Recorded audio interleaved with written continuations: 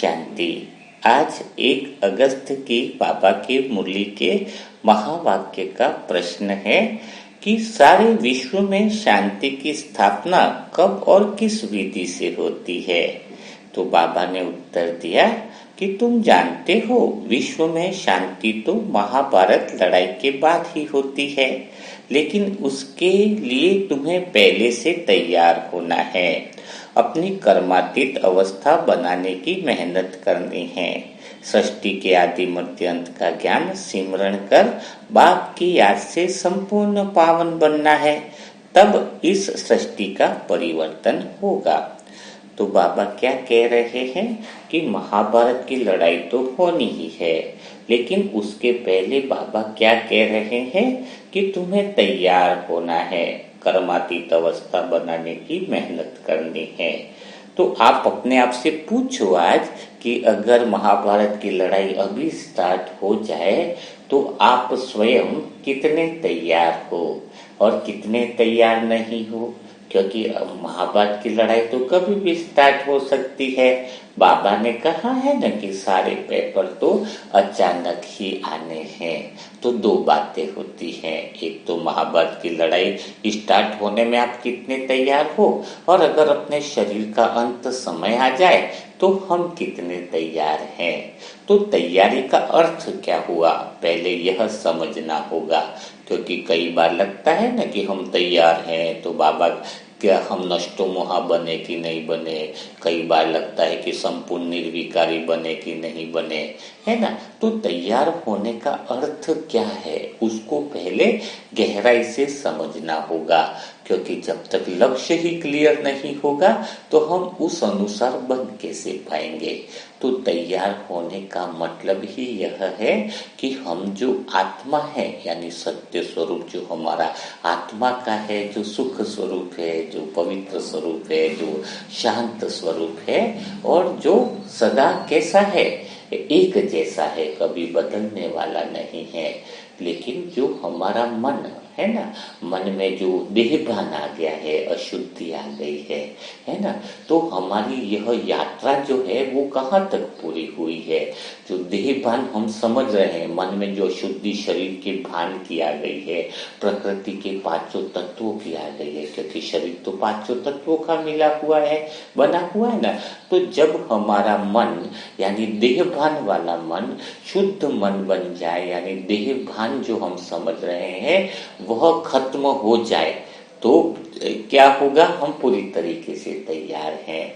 अगर आप कहते हो कि हम आत्मा समझ चुके हैं, आत्मा मान लिया है, तो अगर हमारा मन आत्मा तक की यात्रा कर लेते ना, अगर हम उस सत्य तक पहुंच गए होते ना, तो अभी देहभान का अंश रह नहीं सकता है।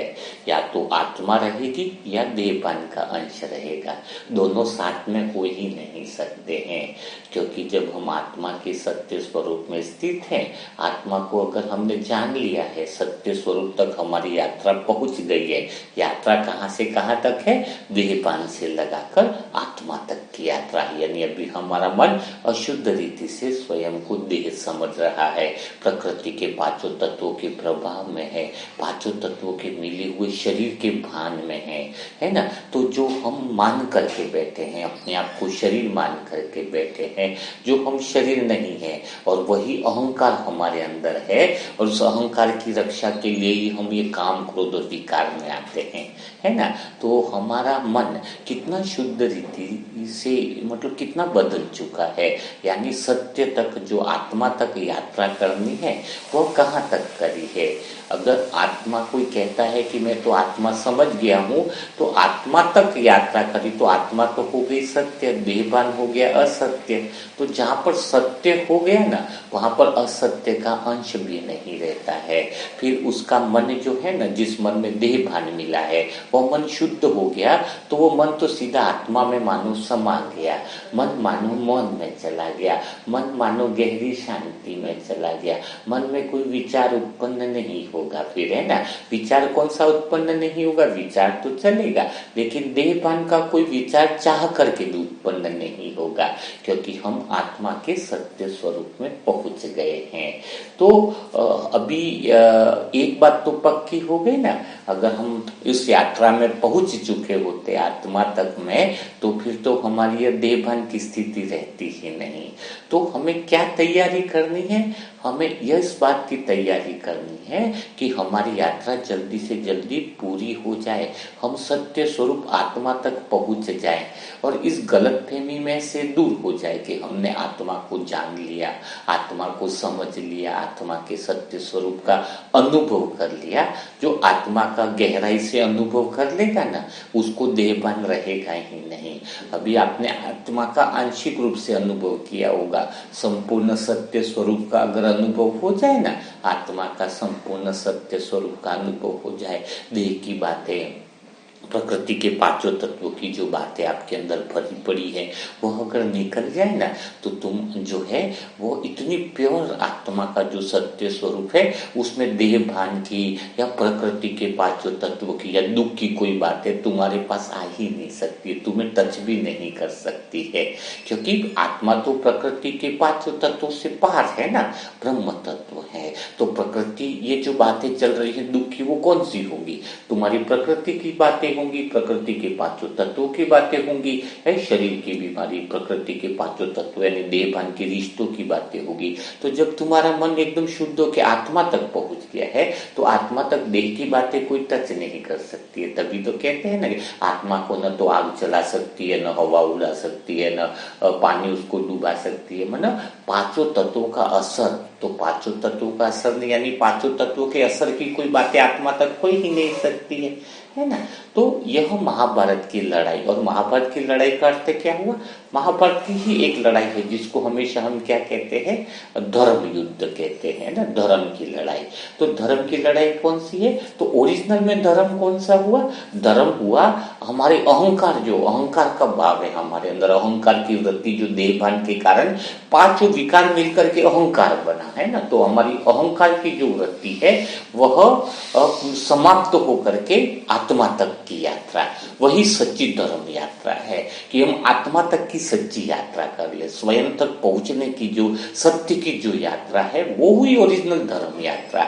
मंदिर में आप कितना भी पूज लो, भगवान की कितनी भी बातें कर लो, लेकिन जब तक आत्मज्ञान नहीं है, भगवान खुद क्या कहता है कि मेरे तक पहुंचने का रास्ता सिर्फ एक ही है, आत्मज्ञान। अगर आत्मा का ज्ञान है तो तुम मुझे जान सकते हो, तुम मुझे पहचान सकते हो। तो दुनिया वाले कितने भी धर्म कांड कर रहे, कर्म कांड कर रहे हैं, मंदिरों में यज्ञ कर रहे, सब कुछ कर रहे हैं, लेकिन वो तो सारी देह भान की बातें हो गई ना। प्रकृति के अंदर ही तो हवन हो रहे, प्रकृति के अंदर ही मूर्तियां भी प्रकृति के पांचों तत्वों से बनी है ना। तो सारी बातें तो देह की हो रही है, सारी बातें तो हम, उससे तो अहंकार बढ़ेगा कि भाई मैंने मंदिर इतना बढ़ाया है, इतना बड़ा बनाया, मैंने मार्बल लगाया, मैंने ये किया। तो बातें तो सारी प्रकृति के पांचों तत्वों से मिलकर बनी है, उसी की हो रही है ना। और पहुंचना कहाँ है हमें, प्रकृति के पांचों तत्वों से बाहर जो हमारी आत्मा है, ये पांचों तत्वों के प्रभावों से मुक्त है ना आत्मा। तो हम भी जब तक अपने अहंकार को पांचों तत्वों से मुक्त करेंगे, हमारी अहंकार जीरो नहीं होगा, ये पांचों तत्वों की कोई कोई बातें हमें खटकती रहेगी, तो फिर हम आत्मा का अनुभव कैसे कर पाएंगे। हमें बिल्कुल जीरो तक हो, अहंकार का पेट्रोल हमारा जीरो हो जाए तो मंजिल तक हम पहुंच जाए, है ना। बात समझ में, इसलिए इसको धर्म युद्ध कहा जाता है, क्योंकि यह जो आत्मा तक की हमारी जो यात्रा है, अहंकार से लगा के, देह भान से लगा के, मन में जो देह भान है तो देह भान से लगा के हमारी आत्मा तक की जो यात्रा है वह हो गई धर्म यात्रा। इसलिए इसको धर्म की लड़ाई कहते हैं, धर्म युद्ध कहते हैं। लेकिन बाकी सारी आत्माओं का क्या हाल है, जैसे जो आत्माएं देह भान में जी रही है, बॉडी कॉन्शियस में है, जो आत्मा अहंकार है, तो उनकी तो खाली श्वास चल रही है, उनकी तो आत्मा मर चुकी। आत्मा मर चुकी का अर्थ क्या है कि उनको तो आत्मा का रियलाइजेशन ही नहीं है, तो वो तो मरे हुए ही है ना। डॉक्टर बोले उनको जिंदा कह दे, पर डॉक्टर खुद भी मरे हुए ही है, क्योंकि वह तो सारे देह भान में जी रहे हैं, प्रकृति के पांचों तत्वों के उसी के अहंकार में ही, उसी के अहम भाव में, उसके देह भान में, उसकी अहंकार वृत्ति के अंदर ही जी रहे हैं। तो सारी वृत्ति, सारी आदतें तो देह भान की ही है, तो उसमें तो आत्मा समझ ही नहीं रहे, आत्मा के सत्य स्वरूप को जान ही नहीं रहे, तो वो तो जिंदा होते हुए भी कैसे हैं, वह मुर्दे के समान है ना। बात समझ में आई? क्या बात समझ में आई कि वह तो जिंदा होते हुए भी क्या है, मुर्दे के समान है। तो अभी आपको पहले जैसे कहते हैं ना कि दुर्योधन अर्जुन को बोला कि इनको तो मारना है। मारने का मतलब क्या हुआ कि अगर तुम ये सब नहीं मरे ना, ये लड़ाई में सब नहीं मरे ना, तो अभी ये इन लोगों के अंदर देह की वृत्ति है, अहंकार की वृत्ति इतनी ज्यादा प्रबल हो गई है कि वो तो वैसे ही एक दूसरे को मारेंगे, काटेंगे, क्योंकि उनके लिए तो मकान बड़ा हो गया, धन दौलत बहुत बड़ी होगी, काम विकास बड़ा हो गया, अहम भाव तेरा मेरा बड़ा हो गया। तो इधर हम कितनी भी शांति स्थापित करने की कोशिश करें बिना लड़ाई के, कभी शांति स्थापित हो ही नहीं सकती है ना। कभी शांति क्यों स्थापित नहीं होगी? क्योंकि वो तो देह भान में, और देह भान का जो अहंकार का जो भाव है वह तो कभी पूर्ण होता ही नहीं। चाहे कितना धन मिल जाए, चाहे कितनी भी सारी लड़कियां सुंदर मिल जाए, और उसकी तो कामनाएं और वासनाएं उसकी बढ़ती जाती है ना। तो अहंकार भाव कभी पूर्ण नहीं हो सकता। तो ये तो लोग अगर नहीं मारेंगे तो जो बाकी सब लोगों का क्या होगा, जीना हराम हो जाएगा, है ना। क्योंकि उनका अहंकार का भाव तो दिन ब दिन कितना बढ़ता जा रहा है। एक देश दूसरे देश में शांति वार्ता करता और पीछे बम छुपा के रखता है, पीछे से शांति वार्ता हो रही है, पीछे से हमला करता है ना। तो अभी अगर इसलिए परमात्मा शिव यहाँ पे क्या कहते हैं, अर्जुन को भी क्या बोला कि तुझे मारना ही पड़ेगा, इनको नहीं मारा तो ये जब राजा बन जाएंगे ना तो और पूरी दुनिया का विनाश कर देंगे और प्रकृति का ही बिल्कुल खात्मा कर देंगे, है ना। तो अभी क्या है, अब आपके लिए सबसे महत्वपूर्ण पॉइंट क्या है, समझने की बात क्या, अगर अभी भी आप नहीं जगे तो आपकी सबसे बड़ी दुर्गति हुई होगी। क्योंकि भगवान इतना महावाक्य के द्वारा बड़ी बातें आपको समझा रहा है, लेकिन अभी भी आपके अंदर प्रश्न कौन से रहते हैं कि मेरे भाई को क्या प्रॉब्लम है, मेरे बेटे को क्या प्रॉब्लम है, मेरा बेटे का ये हो जाए, मेरे बेटे को फलाना लग जाए, मेरा बेटा अच्छे से बातें नहीं कर रहा, मेरी बच्ची अच्छे से बातें नहीं कर रही है। अरे आपको सबसे बड़ा दुख इस समय कौन सा होना चाहिए पता है? आपको सबसे बड़ा दुख और सबसे बड़ी बात बाबा के सामने क्या होनी चाहिए, या मेन प्रश्न क्या होना चाहिए कि आपका मेन दुख इस बात का होना चाहिए कि अभी तक मैं आत्मा की सच्ची स्थिति पर क्यों नहीं पहुंच पाई हूं, है ना। सबसे बड़ा दुख आपका यह न होकर के आपके घर परिवार दूसरी बातों का दुख आप लेकर के बैठे हो। जबकि यह जो समय चल रहा है नाजुक समय है, आपको पता चल रहा है कि देह भान है, अहंकार की वृत्ति है। आज आपके बच्चे ठीक भी हो गए किसी बात में तो कल वो खराब होने ही होने हैं, तब क्या करोगे बताओ। समय इतना नाजुक है, जो बच्चा राम की तरह दिख रहा है कल रावण बनना ही है। देखो थोड़ी कटु सत्य बातें हैं, आपको बतानी जरूरी है। क्यों होना है ऐसा? क्योंकि वो अहंकार में जी रहे हैं। देह भान वाला व्यक्ति कभी भी खुश रह ही नहीं सकता, उसके लिए तुम चमड़े का जूता बना दो, ये संभव ही नहीं कि वो खुश रह जाए, है। तो तुम उनको खुश करने के चक्कर में अपनी जो आत्मा की सच्ची यात्रा जो करनी है, जहां तक तुम्हें सच्चाई तक पहुंचना है, उसका दुख तुम्हें नहीं।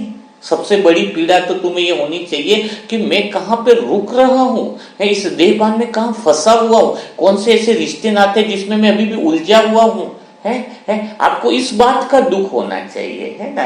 और वो रिश्ते नाते आपके लिए सबसे बढ़िया है जो आपके सहयोगी बन रहे आत्मा की सच्ची यात्रा कराने में, है। और आप वहां पर पे अटके हुए हो, और आप कितना भी कर लो। देखो कौरव में बताते हैं कि अर्जुन कितना भी जिस गुरु के साथ पला बड़ा, जिनके साथ खेला कूदा, जिन भाइयों के साथ, तो उनका भी मृत्यु तय था।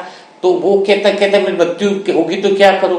तो कृष्ण ने क्या बताया कि मृत्यु तो तय है, क्योंकि वो देहभान और अधर्म की मार्ग पर चल रहे, और अगर ये नहीं मरे तो और संसार का विध्वंसी होना है। और ये तो पहले से ही मरे हुए हैं ना, जिसके अंदर आत्मा के ज्ञान के प्रति रुचि नहीं है, स्वयं को जानने का नहीं है, धर्म के मार्ग पे न चल करके इतना अहंकार इनका बड़ा हो गया है कि आज अहंकार की यह स्थिति है कि पिता पुत्री को भी, मतलब कहते हैं ना कि कैसी दृष्टि से देख रहा है, कैसी हम खबरें पढ़ रहे हैं।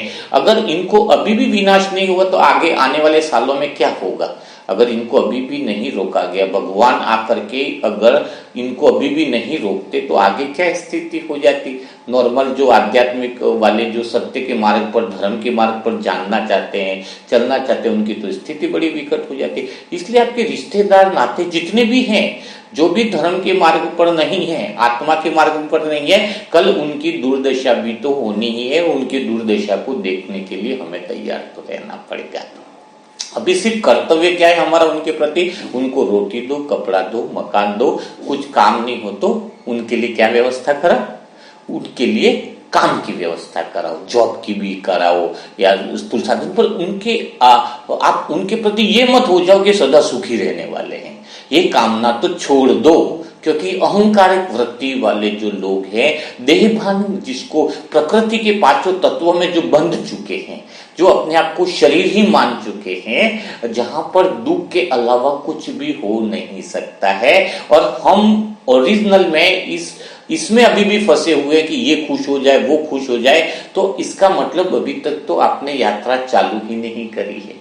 यात्रा चालू नहीं करी का अर्थ है क्या कि थोड़ी समय तक आप आत्मा की तरफ बढ़ रहे हो और इधर देहभान को भी मेंटेन करना चाह रहे हो। इसका अर्थ क्या हुआ कि देहभान को भी लेकर के चलना चाह रहे हो, देहभान की बातों को भी पकड़ के चलना चाह रहे हो और आत्मा भी समझना चाह रहे हो, और फिर कहते हो कि हमें आत्मा का रियलाइजेशन नहीं होता है, आत्मा का अनुभव नहीं होता है।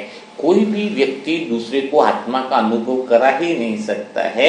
आत्मा का अनुभव जो कर लेता है वो दूसरे को बता नहीं सकता है, क्योंकि जिसके अंदर बॉडी कॉन्शियस समाया है, जिसके अंदर देह का भान समाया हुआ है, उसको तुम आत्मा का अनुभव कैसे करा सकते हो। यह तो स्वयं की यात्रा है, धर्म की यात्रा है, तो आपको स्वयं को यह देखना होगा। और एक ही दुख अपने अंदर पीड़ा, एक ही पीड़ा बहुत जबरदस्त पैदा करो कि मैं अभी तक आत्मा क्यों नहीं समझ पाया, आत्मा तक की यात्रा क्यों नहीं कर पाया। इस पांच तत्व के शरीर की जो यादें, अच्छा पांच तत्व के शरीर की यादें कहाँ पे रहती है ना। तो आपने ब्रेन में किसी पे चोट लग जाए तो काका मामा भबा जो भी रिश्ते भूल जाते कि नहीं भूल जाते, क्यों? क्योंकि देह की यादें देह की मस्तिष्क में ही रहती है, मेमोरी में रहती, आत्मा के साथ वो नहीं जाएगी, क्योंकि वो मन जो है वो आत्मा के साथ है। तो पांच तत्वों से पार की आत्मा है, तो उसमें देह की यादें कहाँ पे रहेंगी। थोड़ी सी समझदारी की बात है कि नहीं, कॉमन सेंस की बात है कि अगर मस्तिष्क पे थोड़ी बहुत चोट लग जाती है, थोड़ा बहुत रसायन आ जाता है, तो उसमें क्या हो जाता है, थोड़ी बहुत तो वो सारी यादें, यानी जैसे किसी कंप्यूटर की हार्ड डिस्क खराब हो गई, तो जैसे ही आत्मा शरीर छोड़ती है तो मन शरीर के प्रभाव से मुक्त है, तो शरीर की यादें, तो शरीर के साथ मस्तक उसका जला तो शरीर की यादें भी खत्म हो गई है ना, हार्ड डिस्क भी खत्म हो गई ना उसकी। तो आत्मा जब बॉडी को छोड़ती है तो दूसरे शरीर में प्रवेश करती है, तो दूसरे शरीर की फिर वो उसके वही संस्कार है, तो मन फिर उसके साथ यादें बनाता है। तो जीते जी देखो, जानकी दादी को एक अवार्ड मिला कि वर्ल्ड की सबसे पीसफुल महिला है, यानी उनका मस्तिष्क जो है, मन जो है वो स्थिर है। तो मन स्थिर है क्यों अवार्ड मिला, तो जब साइंटिस्टों ने उनके मन को चेक किया तो विचारों को वो मशीनें पकड़ लेती थी कि विचार कैसा अप एंड डाउन हो रहा है। मशीन ऐसी है जो पकड़ लेती है, लेकिन कौन से विचारों को पकड़ पाती है, जो देहभान के बॉडी कॉन्शियस है, क्या है, तो बॉडी कॉन्शियस में तो मटेरियल वाले विचार आ गए। लेकिन जानकी दादी के तो मन में देह का भान ही नहीं बिल्कुल, तो उनका मन तो टोटली साइलेंस में है, देह की बात ही नहीं, देह के भान से ही मुक्त जानकी दादी की का जो मन है, तो वो कितना साइलेंस। इसलिए वर्ल्ड की सबसे नंबर 1 पीस महिला का अवार्ड जानकी दादी को, क्योंकि उनके मन की जब उन्होंने वो पूरा टेस्टिंग किया तो एकदम साइलेंस, क्योंकि देह की बातों का उनको कोई प्रभाव ही नहीं है ना, देह की मेमोरी का कोई प्रभाव नहीं, देह की मेमोरी और देह की हार्ड डिस्क से प्रभाव नहीं। जैसे इंसान बॉडी को छोड़ता है तो मन एकदम से बॉडी की मेमोरी की जो यादें वो तो मस्तिष्क में रह जाती है, तो उसका मन तो चला गया है ना। तो जो मन, कहने का भाव है कि शरीर की यादें, तो जीते जी हमारी यह स्थिति हो कि हम पांचों तत्वों के शरीर से पार, जो आत्मा पांचों तत्वों के पार की है ना, तो हमारा मन जो है उस आत्मा तक की सच्ची यात्रा कर ले, है ना। तो पांचों तत्वों के पार की बात। अच्छा, इसका मतलब ये नहीं है कि शरीर के साधनों का यूज तो हमें करना है। जैसे प्रकृति के पांचों तत्वों से धन बना, बिल्डिंगें बनी है, ये बना है, लेकिन ये सब किस काम आए। अगर मेरे पास पैसा है, वो पैसा मुझे आत्मा तक की यात्रा कराने में सहयोगी बने। क्योंकि अभी तो हम देहभान में है, तो यूज कौन सा करना है, साधन कौन से यूज में लेने, यहाँ का बिल्डिंग लेना है, यहाँ के मकान लेने, यहाँ के जो संबंधी है उनका हमें यूज करना है। नहीं तो आप कहोगे कि ये तो विनाश होने वाला है सब कुछ, ऐसा आत्मा तक यात्रा करने, तो बाबा इतनी बिल्डिंगे क्यों बना रहा है। तो बिल्डिंगों का उपयोग किस लिए हो रहा है, बिल्डिंगों में सत्संग चलेगा, बिल्डिंगों में सबको बातें समझाई जाएगी आत्मज्ञान के लिए, कि वो जो हमारे पास धन हो वो हमें आत्मा तक ले जाने के लिए काम आए। वो जो धन हो या हमारे पास बिल्डिंग है, वो साधन जो भी हमारे पास है, वो साधन हमें सत्य तक पहुंचाने के लिए काम आए। जो संसार मिथ्या है उसमें बिल्कुल फंस पड़े हैं, जिसको हम अभी भी अपना मान रहे हैं, यह पहला भ्रम जिसका अभी तक नहीं टूटा है वह तो आत्मा का अनुभव कर ही नहीं पाएगा। तो पहला ये तो भ्रम टूटे कि मेरा मन इस देहभान, इस अहंकार के भाव से कितना दूर हुआ है। वैसे भी आज अगर मेरे को शरीर छूटता है तो मैं देह और देह की बातों को वैसे भूल जाती हूँ, ये मेमोरी तो इस मस्तिष्क में यहीं पर रह जाने वाली है। तो क्यों ना मैं जीते जी अपने आत्मा के सत्य स्वरूप का अनुभव कर लूं। समय भी अभी ऐसा ही चल रहा है ना। लड़ाई लगनी है तो उस समय तो सारे जो देहभान वाले आत्मा है वो भी एक्चुअल में चाहती आत्मा को ही है, जाने अनजाने में चाहती आत्मा को ही है। क्यों? क्योंकि आत्मा में शांति है, प्रेम है, लेकिन वो मार्ग अभी ढूंढ नहीं पा रही है। जैसे कोई बड़ा आदमी मॉल में भी चला गया, तो मॉल में बहुत अच्छी सुविधाएं देखने वाली है, ये है वो है, लेकिन उसके पाँव में दर्द हो गया अचानक, बहुत भयंकर दर्द। तो वो मॉल में देख रही चीजें, सुविधा, उसका लाभ लेना चाहेगा या पहले डॉक्टर को ढूंढेगा? तो पहले डॉक्टर को ही ढूंढेगा ना। तो अभी जो भी आत्माएं संसार की हैं, जो देहभान में, वो भी अंदर से बहुत चोट खाई हुई है, बहुत दुखी है, वो बहुत परेशान है। तो आना तो लास्ट में सब इसी जगह पर है ना। जो आत्मा के सत्य मार्ग पर उपस्थित हो जाएंगी, जो आत्माएं सत्य का अनुभव कर लेंगी, है ना, तो वही धर्म आत्माएं जो हैं कहलाएंगे ना, धर्मात्मा, देवी कुल की आत्माएं, वही तो सबका मार्ग प्रदर्शक बनने वाली है। लेकिन उनको उस समय कोई पुरुषार्थ करने का टाइम नहीं मिलेगा, उनको तो सिर्फ मुक्ति मिलेगी, है ना। तो अभी हम आत्माओं के पास ऐसा समय मिला हुआ है कि अंत समय में जब भी हमारा विनाश होता है, दुनिया का भी परिवर्तन हो रहा है, दिन ब दिन हो रहा है, तो अगर अभी भी हमारा योग नीचे देह की बातों की वजह से नीचे आ जाता है, वो नीचे आने का कारण क्या है?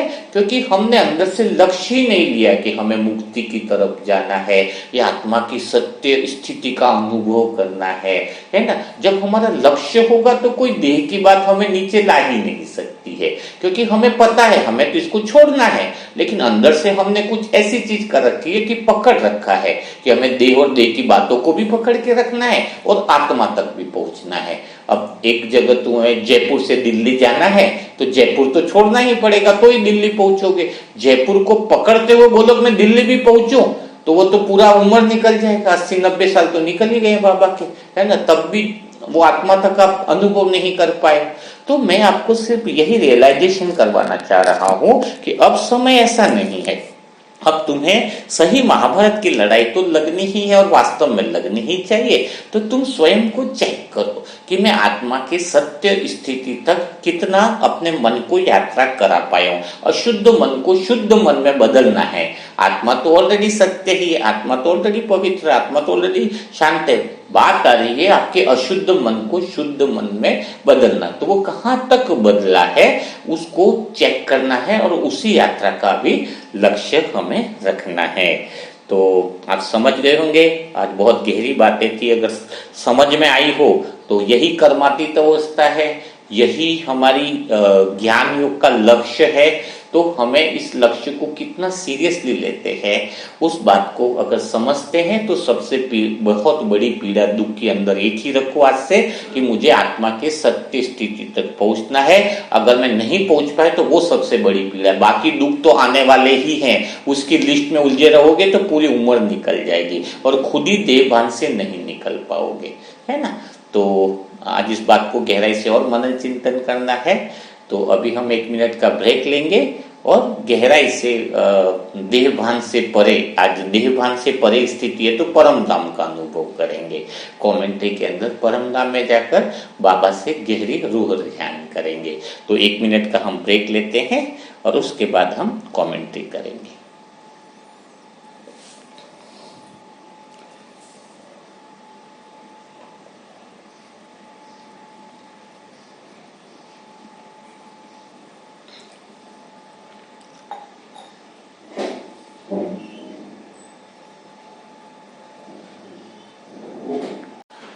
आप आत्माएं तैयार होंगे आज नई रूहानी यात्रा करने के लिए।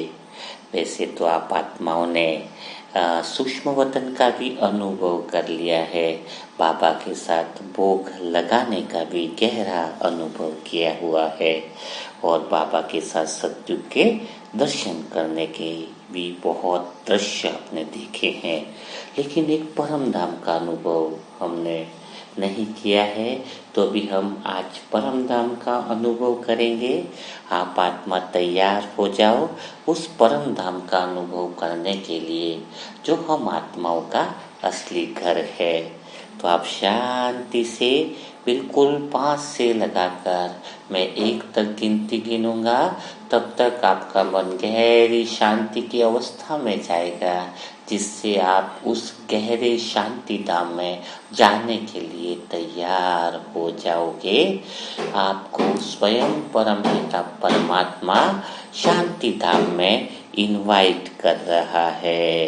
स्वयं शिव बाबा आपको शांति धाम का निमंत्रण दे रहा है कि हे मेरे प्यारे बच्चे, तुम्हारा स्वागत है इस परम धाम में।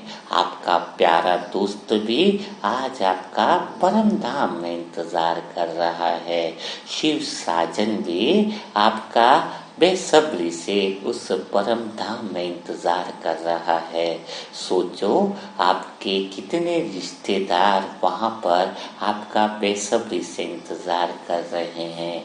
आपको सच्चा प्यार करने वाले मीठे बाबा आपको मानो हर पल कितने युगों से आपका इंतजार कर रहे हैं। फिर क्या आपका मन इस बेईमानी संसार में क्या लग सकता है? वो जो सच्चे रिश्ते हैं, जिन्होंने आपको जीना सिखाया, जिन्होंने आपको सोचना सिखाया, जिसने आपको बहुत प्यार भरी खुशियाँ दी हैं, तो वह सच्चे रिश्ते आज आपसे सत्युग की नई देवी देवताओं के लिए भी आपको स्वागत कर रहे हैं। तो शांति धाम में भी आपको आने के लिए निमंत्रण दे रहे हैं। तो आप आत्मा बिल्कुल तैयार हो जाओ। आप शांति से, मैं जब से 5 से 1 तक गिनती गिनूंगा, सबसे पहले अपने मन को गहरी शांति में ले जाओ। जैसे ही मैंने 5 बोला, आपका मन बिल्कुल गहरी शांति में है। जैसे ही मैंने 4 बोला, आपका मन और गहरी शांति में चला गया है। जैसे ही मैंने 3 बोला, आपके मन की शांति 1000 गुना बढ़ चुकी है। आसपास का वायुमंडल आपको गहरी शांति में लेकर के जा रहा है। जैसे ही मैंने 2 बोला, आपका मन परम धाम की मौन वाली गहरी शांति का अनुभव कर रहा है। मेरा हर शब्द आपको गहरी शांति में लेकर के जा रहा है, एकदम दिव्य अलौकिक गहरी शांति में लेकर के जा रहा है। जैसे ही आपने हृदय पर हाथ रखा और 1 बोला और शिव बाबा को दिल से पुकारा, हे मीठे बाबा, मुझे परम धाम में इमर्ज करो। आपकी बात सुनकर आपका मन और गहरी डीप शांति और डीप और गहरी शांति में चला गया है और आपको बाबा प्यार से, प्रेम की डोर से परम धाम में इमर्ज कर लेते हैं। जैसे ही आप परम धाम में पहुंचते हो, दिल से पहली आवाज निकलती है, बाबा मैं आत्मा आपके पास अपने घर इस धाम में आ चुकी हूँ। आप महसूस करते हो कि इस धाम में कितनी शांति है, असीम शांति है, कितनी मधुरता है। कोई शब्द नहीं है यहाँ पर, फिर भी मानो ऐसा लग रहा है कि हर बात आपकी बाबा से हो रही है। बाबा को आप दिल से कहते हो, बाबा आप तो सदा यहाँ रहते हो, हम भूल गए थे आपको, पर आपने हमें फिर से याद दिला दिया, फिर से हमें वापस यहाँ पर मुझे बुला लिया। आपकी खुशी का ठिकाना नहीं रहता है। आपका मीठे बाबा के साथ यह मौन का मिलन बहुत सुनहरा और बहुत मीठा है। कोई शब्द नहीं है, फिर भी मानो सारा प्रेम बिखर रहा है। सारा प्रेम इतना गहरा बिखेर रहा है क्योंकि आप कितने युगों बाद यहाँ लौटी हो। आप आत्मा मानो थक चुकी हो, देह की भूमिका से, संबंधों की उलझनों से, कर्मों के बंधनों से। आपके पास, बाबा के पास पहुंचकर मानो सारी थकान खत्म हो गई है, सारी उलझनें रुक चुकी हैं, मानो समय बदल गया हो। चारों तरफ एक साज का संगीत, शांति का संगीत बज रहा हो। बाबा आपको देखकर बहुत खुशी और आनंद का अनुभव कहते हैं। बाबा कहते हैं, तुम सदा मेरे हो, मैं सदा के लिए ही तुम्हारे साथ ही रहता हूँ। इस घर को हमेशा याद करते रहना है। इस संगम युग पर जब भी तुम्हें लगे कि तुम्हें बैटरी चार्ज करनी है तो तुम इधर आ जाओ। तुम मेरे विशेष रत्न हो। तुम आए हो इस नई सृष्टि में वापस प्रेम फैलाने के लिए, इसलिए यहाँ पर प्रेम और शांति से सदा के लिए तुम्हें भरपूर रहना है। मैं सदा तुम्हारे साथ हूँ। बाबा के पास आपको अनुभव हो रहा है कि कितने युगों के बाद लौटने से आपके अंदर मानो सारी गहरी शांति की स्मृति ताजा हो गई है। आप दिल से बाबा से कहते हो, बाबा मुझसे भूल हो गई है, माया के रंग में मैं रंग गई थी, आपकी याद कम हो गई थी, पर आज आपकी आंखों में झांक कर मुझे अपना असली रूप याद आ रहा है। आप प्रकाश की बूंद हो। आप महसूस कर रही हो मानो आप आज महाप्रकाश में लौटी हो, उसी लो में समा गई हो। बाबा कहते हैं, तुम मुझे भूल गई थी, पर मैं तुम्हें कभी नहीं भूला। हर जन्म तुम्हारे साथ रहा, तेरे हर आंसू को मैंने संभाला है। अब जाग जा, तू वही पावन आत्मा है जो मेरे साथ इस परम धाम में बहुत शांति से रहती थी। बाबा अब और कुछ नहीं चाहिए। यह दिल से आपकी आवाज निकलती है। न कोई और स्थान चाहिए, न कोई और संबंध चाहिए। बस आप मिल गए और यह घर मिल गया। अब जीवन का हर श्वास आपको अर्पण। आपके मन से कोई शब्द मानो नहीं निकल रहे हैं। आपके अंदर एक दिव्य मौन छा जाता है। बस जो आप आत्मा शिव बाबा के करीब जाते हो और आपकी आत्मा एकदम शुद्ध होती जाती है। सारे बोझ उतरते रह जाते हैं। सारा मन से बोझ हल्का हो जाता है। बाबा आपको इतना प्यार से पहचानते हैं मानो अभी नहीं, कभी सालों से नहीं, कहीं बिछड़े ही नहीं हो। बाबा इतना प्यार से आपसे मिलते हैं कि आपको गहरे प्यार की अनुभूति होती है। बाबा ने आपको हर समय याद किया जब आप आत्मा कर्म बंधनों में उलझी रही। बाबा आपके सदा साथ रहे, फिर भी आपने हमेशा भगवान को दोष दिया, जबकि बाबा ने कभी आपको छोड़ा ही नहीं। आपने तो हर बार बाबा को पुकारा भी सही तो बाबा तुरंत आ गए। आप दुनिया के शोर में बाबा की पुकार को अनसुना कर दिया, पर आज आपने बाबा की दिल की आवाज को सुन लिया है। मानो बाबा तुम्हें देख रहे हैं। जब तुम रोए तो बाबा ने तुम्हारे आंसुओं को पहुंचा, जब तुम मुस्कुराए तो बाबा ने तुम्हें चुपचाप उठा लिया अपनी गोदी में। परंतु तुम्हारा हर अनुभव तुम्हें और परिपक्व बनाता जा रहा था। अब तुम बिल्कुल पवित्र आत्मा बन चुकी हो। मानो ऐसा लग रहा है कि जैसे कि कई सालों के बाद का मिलन सदा के लिए हो गया हो। तभी उसी समय आप पास में शिव साजन को देखते हो। शिव साजन को देखते ही आप आत्मा प्रेम से अभिभूत हो जाती हो और मानो शब्दों में ही सब कुछ कह जाते हो, मौन में ही सभी बातें हो जाती है। आप कितने जन्मों से तरस रही थी इस मौन मिलन के लिए, जहाँ न कोई शरीर है न कोई दीवार है, बस शिव साजन है और आप हैं। शिव साजन आपसे कहते हैं, मेरी प्यारी सजनी आत्मा, तुमसे तो मुझे बहुत जन्मों तक बुला भी दिया था, पर मैंने कभी तुमसे नाता नहीं तोड़ा।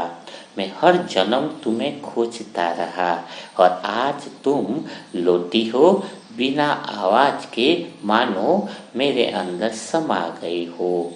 जैसे ही शिव साजन की इतनी प्रेम भरी बातें आप सुनते हो, आपके दिल में प्रेम की फुहार आ जाती है। आप दिल से शिव साजन से कहती हो कि आप ही मेरे सब कुछ हो, आप ही मेरे मनमीत हो, आप ही तो हो जिसको मैंने हर जन्म में पुकारा, हर चुप्पी में मैंने प्यार किया है, हर रात में मुझ आत्मा ने जाग कर आपने मुझे संभाला भी है। तुम ही मेरी शक्ति हो, तुम ही मेरे सब कुछ हो, तुम्हारे बिना तो यह लीला ही मानो अधूरी है। शायद तुमने ही मुझे माया के संसार में भेजा ताकि मैं आत्मा अनुभव कर सकूं, पर सदा मैं आत्मा जानती थी कि मेरा असली ठिकाना तो यही है, तुम्हारे साथ, तुम्हारे दिल में। कोई गीत नहीं है यहाँ, कोई वाद्य नहीं, पर हर तरंग मानो प्रेम की सरगम गा रही है। आत्मा और शिव साजन, मानो आप दोनों का मिलन मौन में एक हो रहे हो, एक ही ज्योति में समा रहे हो। एक ही शांति है, जैसे कोई दीपक की लौ में समा जाए। शिव साजन से आपकी प्यार भरी बातें हो रही है कि जब भी मैं आत्मा नीचे भी जाऊंगी तो हर एक को प्रेम की वह दृष्टि दूंगी, आपके प्रेम की वह फुहार हर आत्मा को अनुभव दिलाऊंगी। इस मिलन की, मौन मिलन की खुशबू को भी अपने रोम रोम में भरकर नीचे की दुनिया में रोशनी बन करके पूरे संसार में फैलाऊंगी। यह मिलन कितना सुंदर है, कोई देह नहीं है, फिर भी सबसे सुंदर। उनके शिव साजन के प्रकाश की ऊर्जा में लाखों लहरें हैं, हर लहरें आपके रोम रोम को छू रही है। आपकी आत्मा इस प्रेम में मानो पिघल रही है, जैसे सागर में बूंद मिलती है, वैसे ही आप शिव साजन में समाती जा रही हो। शिव साजन के प्रेम में आप बिल्कुल डूब गई हो। तभी आपके पास प्यारा सा दोस्त पास में खड़ा है। जैसे ही दोस्त से आप मिलते हो, मानो ऐसा लग रहा है कि दोस्त आपसे कह रहा है, कितने जन्मों तक ढूंढा आपको, कभी रिश्तों में, कभी मित्रों में, कभी खुद में, पर आज मुझे मेरा प्यारा सा दोस्त मिला है। आपको दिल से एहसास होता है कि मेरा प्यारा दोस्त, सच्चा साथ निभाने वाला, हर दुख में मेरा साथ देने वाला, हर पल मेरा साथ निभाने वाला, मुझे हिम्मत देने वाला, ऐसा प्यारा दोस्त का अनुभव कर आप बहुत खुशी से नाचने लगते हो।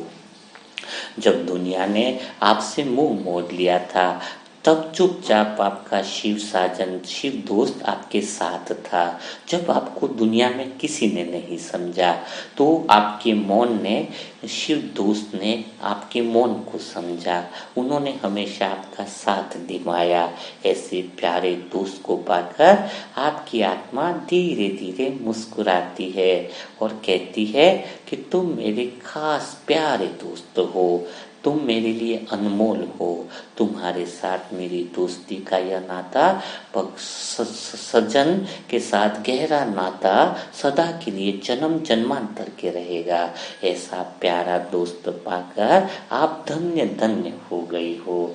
और आप आत्मा जैसे ही शिव साजन से, शिव पिता से और अपने दोस्त से प्यारी सी वहाँ पर शक्तियाँ भरकर, प्रेम भरकर, आनंद भरकर, मौन भरकर, शांति भरकर, मानो अपने आप को संपूर्ण रीति से चार्ज कर सबसे विदाई लेने की तैयारी करते हो। क्योंकि शिव पिता आपसे कहते हैं कि अभी तुम्हारा नीचे का पार्ट बाकी है, अभी तो तुम्हें सारे संसार को प्रेम और शांति के मार्ग पर लाना है, सारी संसार की आत्माओं को देहभान से मुक्त करना है, सभी आत्माओं को शांति का पाठ पढ़ाना है, सारे विश्व में शांति स्थापित करनी है। तुम्हें अभी अपने कर्तव्यों को निभाना होगा। तभी आप दिल से शिव बाबा से कहते हो कि हे मीठे बाबा, प्यारे बाबा, मैं आत्मा तैयार हूँ सारे विश्व में शांति स्थापन करने के लिए। अब मुझ आत्मा में बहुत गहरी शांति की शक्ति आ गई है, मैं आत्मा शक्तियों से परिपूर्ण हो गई हूँ। और जब आपका साथ है, शिव साजन मेरे साथ हैं, दोस्त मेरे साथ हैं, तो मैं आत्मा जरूर आपके इस कर्तव्य को जरूर पूरा करूंगी। मेरी हर श्वास, हर कर्म आपके अनुसार ही होगा। आपके बताए हुई श्रीमत के द्वारा ही मैं आत्मा हर कर्म करूंगी और नीचे के किसी भी देह भान के कर्म बंधन में नहीं बंधूंगी। आप आत्मा शिव पिता से यह वादा करती हैं और जैसे ही शिव पिता आपको मानव वरदानों की शक्ति इतनी पावरफुल दे देते हैं, सदा सफलता मूर्त का वरदान दे देते हैं, ऐसे गहरे वरदान को पाकर आप वापिस अपने नीचे पृथ्वी लोक में इमर्ज हो जाते हैं। आप आत्मा महसूस करते हैं कि परम धाम का अनुभव कितना प्यारा और दिव्य था। मानो ऐसा लग रहा था कि आप आत्मा गहरी शांति में समा गई हो। अपने प्यारे दोस्त से मिलकर आपको बहुत बहुत अच्छा अनुभव हुआ। शिव साजन से मिलकर ऐसा लगा कि आप और वो दोनों कंबाइंड हो, मानो एक ज्योत दूसरी ज्योत में समा गई हो। शिव पिता से मिलकर ऐसा अनुभव ही नहीं हुआ कि कई युगों के बाद मिले हो। ऐसा लगा कि आज ही तो मिले थे। आपको इतना शिव पिता का गहरे प्यार का अनुभव हो गया है कि आप तैयार हो सारे विश्व में शांति स्थापित करने के लिए, सारे विश्व में वह प्रेम का मार्ग फैलाने के लिए। आप इस सृष्टि पर अवतरित आत्मा हो। आपने सृष्टि पर इसीलिए अवतार लिया है कि सारे विश्व में शांति स्थापित कर सको। आपको अपने कर्तव्य की स्मृति आ जाती है, आपको अपने अनादि स्वरूप की स्मृति आ जाती है और इसी स्मृति के द्वारा आप तैयार हो जाते हो अपने कर्तव्य का निर्वहन करने के लिए। ओम शांति। तो आज परम धाम की कमेंट्री आपको कैसी लगी, मुरली मंथन कैसा लगा, अपने कमेंट बॉक्स में जरूर लिखिएगा। तो कल फिर हम मुलाकात करेंगे ऐसे ही मुरली मंथन के साथ। तब तक के लिए सभी भाई बहनों को ओम शांति। ओम शांति।